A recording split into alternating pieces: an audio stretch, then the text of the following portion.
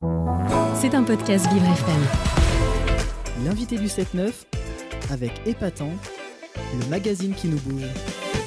Et chaque vendredi, vous le savez, pour aller jusqu'à 9h, il y a un quart d'heure. Et voilà, c'est épatant, c'est le quart d'heure de Stéphane Eldelson. Bonjour Stéphane. Salut Hugo. Et salut Lucas. Et tous mes amours à la technique qui va récupérer mes sons. Et ça, c'est formidable, vous savez. C'est formidable, on adore. Alors, je vais vous dire un truc. Il y a quelques années, j'ai eu le droit à des heures de formation avec une conseillère Pôle emploi. Alors, imaginez pas que c'est le moment le plus agréable de ma vie non plus. Pôle emploi, pour moi tout seul, elle devait m'aider à trouver un sens à ma vie. À la question de la conseillère, vous avez une idée du secteur d'activité dans lequel vous souhaitez évoluer. Ça vous permettrait de vous trouver la branche adéquate et ensuite le métier idoine. Je lui ai répondu, je voudrais faire, madame, une formation de chasseur de nazis. Alors écoutez, mon petit bonhomme, j'ai un nombre de minutes limité à vous consacrer. Dans la période de l'histoire que nous traversons, la chasse aux nazis est fermée et vos indemnités chômage suspendues à mon bon vouloir, comme un lièvre au pendoir de boucher. Est-ce que ça vous parle ? Du coup, j'ai fait journaliste, voilà, à la place de chasseur de nazis.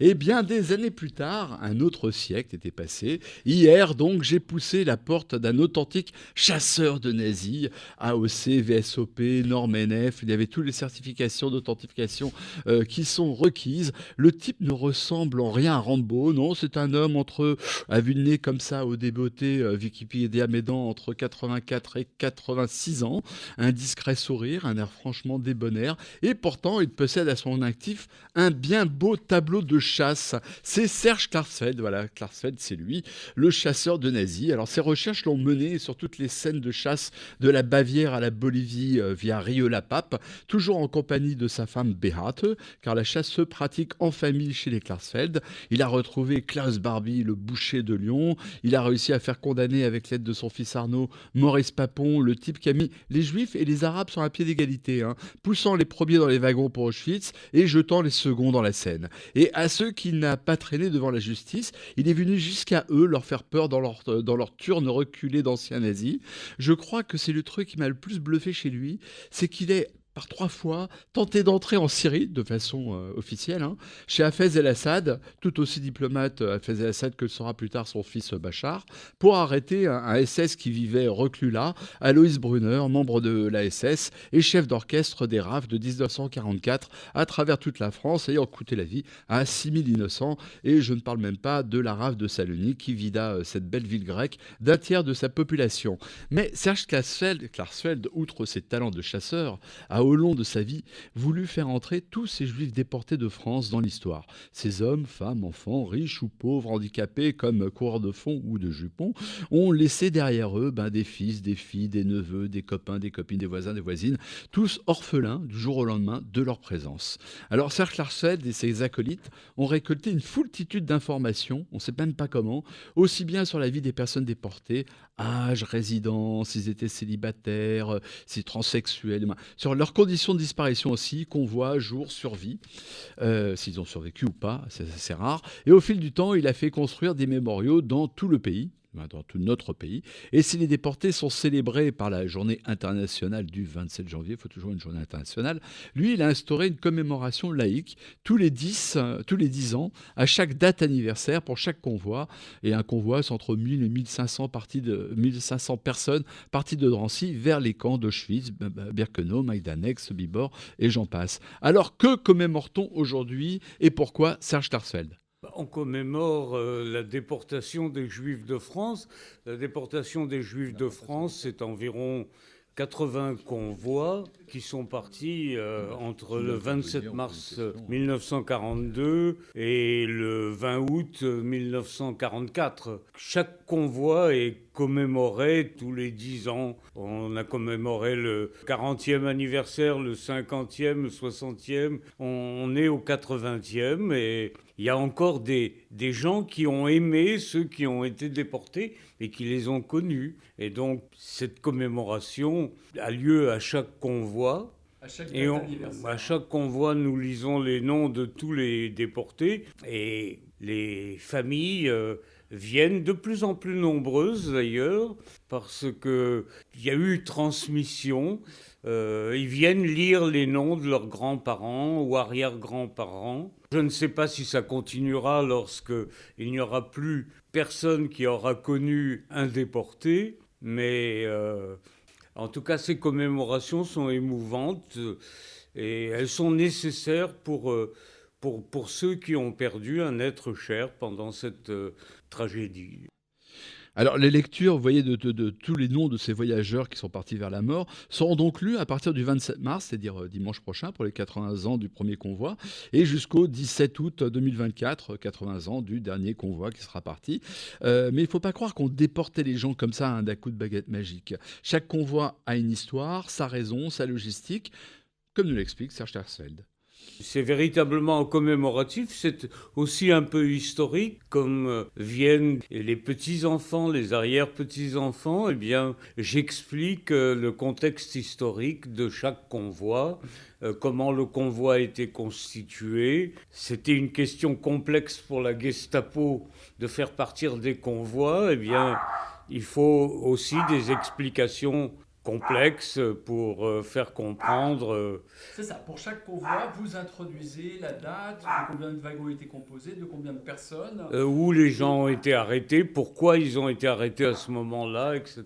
Oui, voilà. vous expliquez par exemple en octobre, vous allez nous expliquer que tout à coup la Roumanie ne reconnaît plus les ressortissants juifs roumains. Par exemple, voilà, j'explique que en septembre 1942, la Roumanie abandonne sa souveraineté sur les juifs roumains et que le 23 septembre a lieu la rafle des juifs roumains, mais que c'est seulement la veille que la préfecture est informée de façon à ce qu'il n'y ait pas de fuite et que les juifs roumains sont arrêtés le 23 septembre et ils sont déportés le lendemain même. Un convoi part avec 1 millier de déportés, dont 800 juifs roumains, et 48 heures après, ils sont gazés. C'est-à-dire que j'explique qu'aujourd'hui, si on envoie une lettre en Pologne, ça va moins vite que l'arrestation d'un juif à Paris dans son lit et sa mise à mort dans une chambre à gaz de l'autre côté de l'Europe, ou en pleine Europe centrale. Donc ça fait comprendre aussi aux gens peut-être la menace qui plane des dictatures qui peuvent instituer des mises à mort massives de gens et en très peu de temps et être très efficaces malheureusement dans ce genre d'extermination. Bon, vous voyez, les garçons, sans en tirer de conclusions hâtives, mais en y réfléchissant sérieusement, il est quand même un moment où, au regard de cette histoire vieille de 80 ans, le discours de certains candidats à l'élection, jouant sur l'expulsion des immigrés, interroge sur le peu de cas qu'ils font de l'humain et des règles de vie en démocratie. On ne peut pas pérorer en disant qu'on va virer 500 000 immigrés sans qu'il y ait une perte de l'état de droit. Allez, on va s'offrir une petite pause musicale avec les Rita Mitsuko.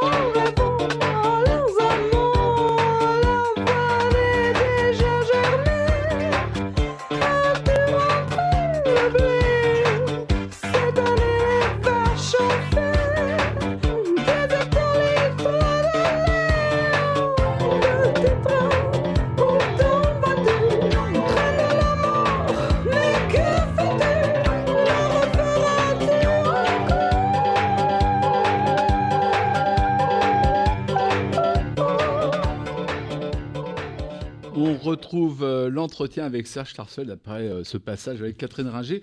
Alors, si le travail de mémoire est un savant équilibre entre les absents et les présents, avec un regard si particulier sur les survivants des camps, les rares, combien de déportés sont encore en vie aujourd'hui ? Des rescapés de la déportation, il doit rester quarantaine. Je compte pas les enfants qui ont été déportés à Bergen-Belsen, où ce n'était pas comme à Auschwitz, il n'y avait pas de sélection pour la chambre à gaz, il n'y avait pas de chambre à gaz, et donc il y a quelques dizaines d'enfants qui ont survécu et qui sont là. Mais si on se rapporte aux déportés à Auschwitz ou à Sobibor ou à Majdanek, il reste une trentaine de déportés encore vivants. En France. Ouais, alors ça fait pas lourd et on se pose la question surtout et après, nul ne le sait, les révisionnistes pointent leur nez alors qu'il reste qu'une poignée de déportés dans un monde où la fake news à gogo sera vraiment heureuse une fois qu'il n'y en aura plus de faire valoir qu'il n'y a jamais eu de camp, mais ce qu'on pourra jamais retirer à Serge Klarsfeld, c'est d'avoir réussi à faire ce travail de mémoire, un exploit de travail d'historien en fait, parce que ce qui semble plus fou dans ce qu'il a fait, c'est qu'une exécution en masse où on a tué pendant la guerre et après, et qui a été tué, parce que les gens n'en parlaient pas même après la guerre, et finalement, par son caractère exceptionnel, est amené tant et tant d'historiens de tout le pays et de tout pays, vu qu'on en trouve même aussi en Palestine, à en faire le sujet de leur travail. Il y a une volonté d'histoire et de mémoire, ou de mémoire qui s'appuie sur un travail historique qui a été accompli et qui a été réellement, je dirais, prodigieux.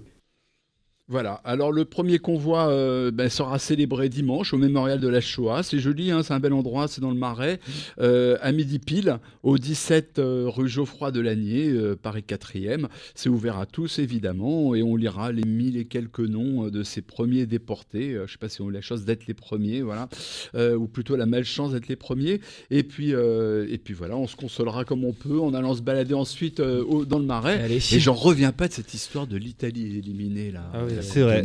Mais ça, pour revenir à Klarsfeld et à sa femme, j'avais vu un documentaire il y a quelques temps où ils montraient justement les actions qu'ils avaient menées dans les années 60, si je me trompe pas, où ils ont commencé à... au début, ils étaient 2-3 gars. Poursuivre vraiment ces anciens nazis. Ils allaient même devant chez eux manifester.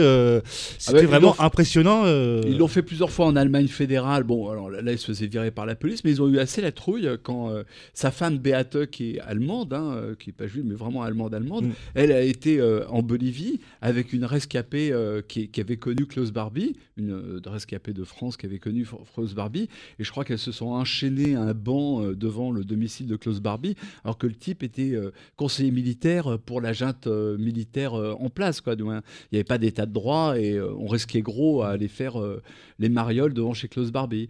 Mais finalement, leur travail a payé parce que finalement, je ne sais plus à quel moment, soit vers 83, la Bolivie a dit il est relou Klaus Barbie, on le balance en France, et qu'il y a eu le procès. Il s'est fait justement piéger. Alors j'ai plus le Ladislas de Hoyos, c'était un journaliste de TF1. C'est ça. Lors d'une interview, malencontreusement, il a avouer quelque part être le Klaus Barbie. C'est ça, l'ego surnage toujours. C'est ça. L'ego l'a trahi, voilà, ça arrive. Et même les nazis peuvent se faire trahir par leur ego, et c'est les premières victimes de la télévision, on peut dire. C'est ça. Le générique du coup, c'est la fin. Ah bah ouais, on a oublié le générique. Générique de fin, allez.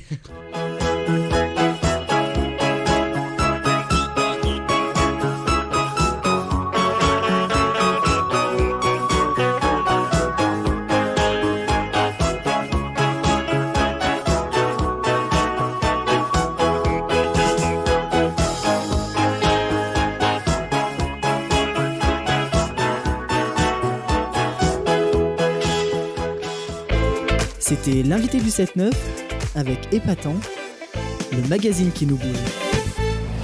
C'était un podcast Vivre FM. Si vous avez apprécié ce programme, n'hésitez pas à vous abonner.